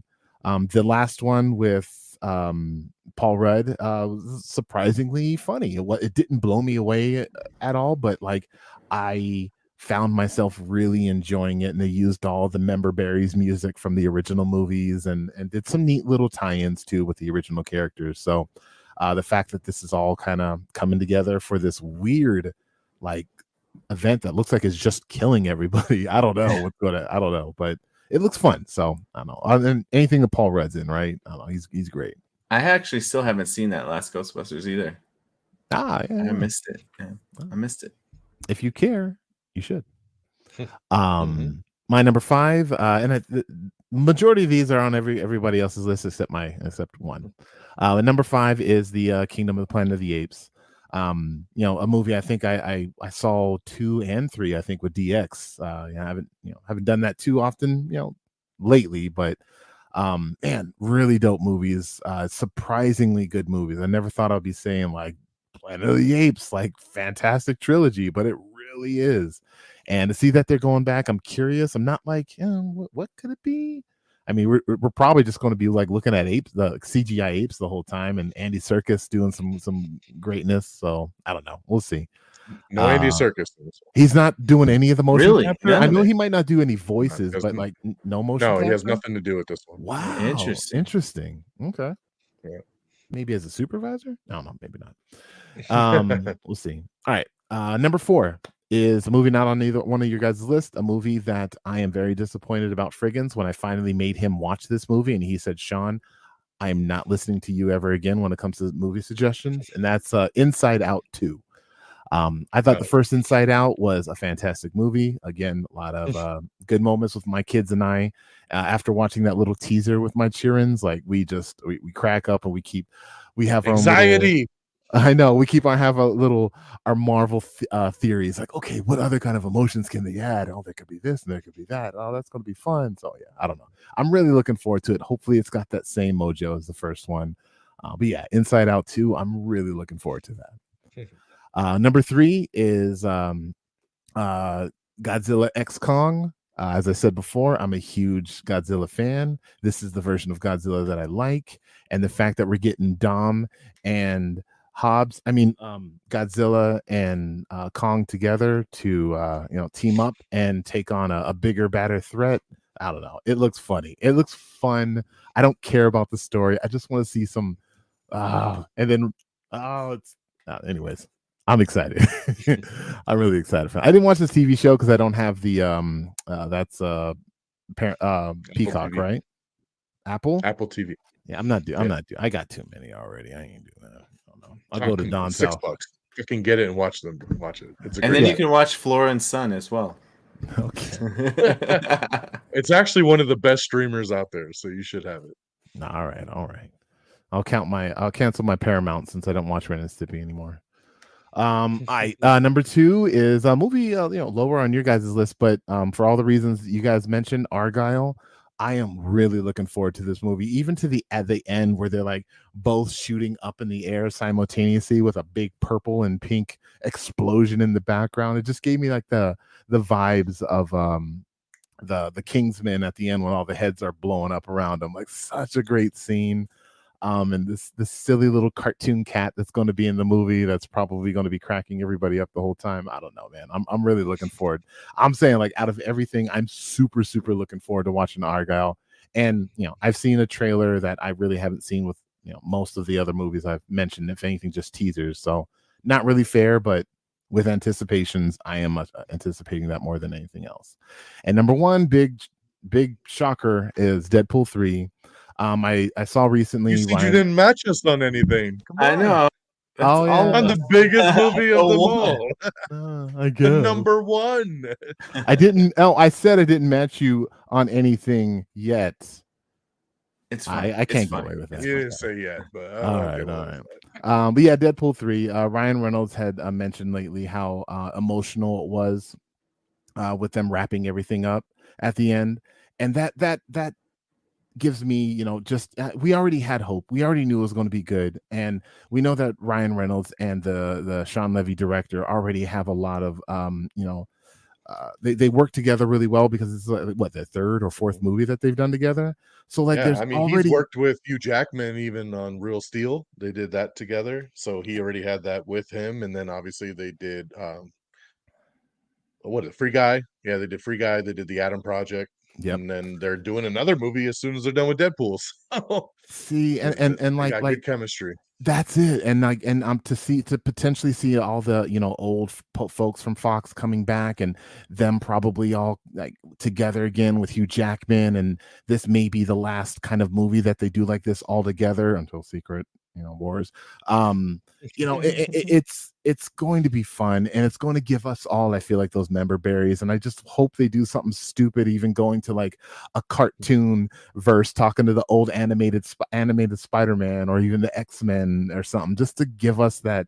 I don't know. They might not. I don't know. Who knows? But I'm really looking forward to this movie, and 100,000 reasons I can give for it. The first 2 Deadpool movies we love. We talk about all the freaking time. I still watch and quote.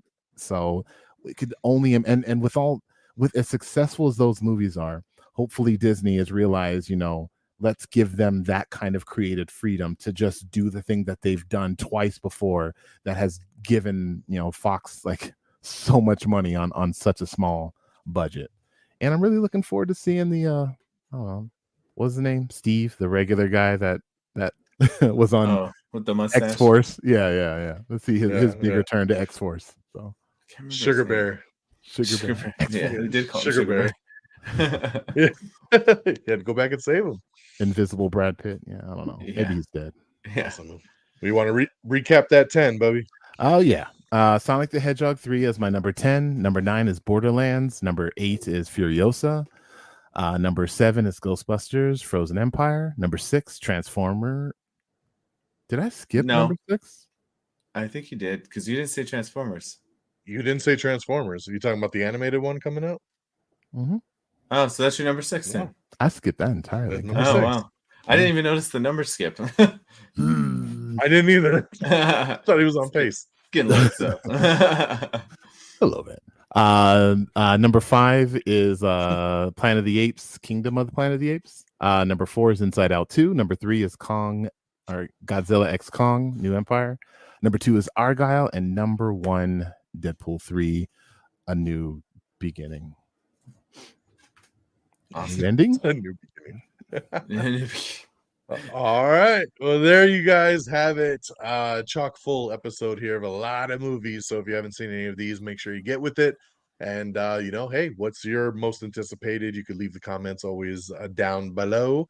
But that's it. That is our top 10 movies of 2023 and our top 10 most anticipated of 2024.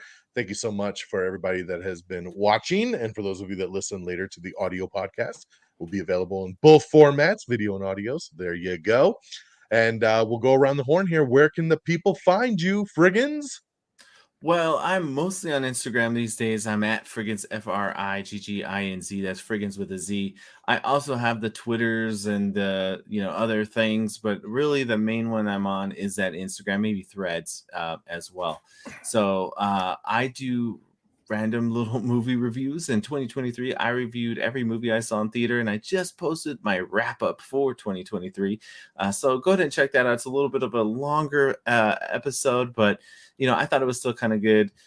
So let me know what you think. And also, I am lucky enough to be a special guest here with DONMEGA on this Am I Still on the Air spin-off show here, and also over on the People's Forum with Peeps, where you guys are generous enough to invite me to throw my 2 cents in about the stuff we like to talk about. So check us all out, Red Dragons Radio. Yeah, baby. All right, Peeps, tell them. The People's Forum on the Spotify's, on the iTunes, on other platforms as well. Instagram. I guess it is late. Sorry.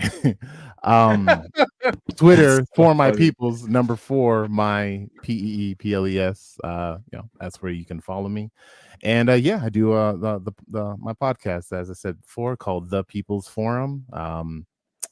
It's still alive, no matter what you think. It is still a thing. Yeah. So that's about it. There you go. Beautiful.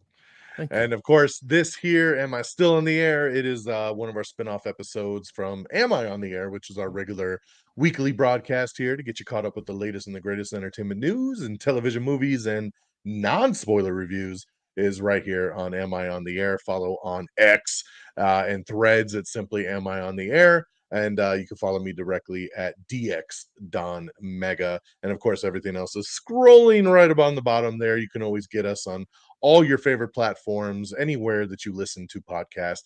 We're always there. And of course, youtube.com/Am I on the Air.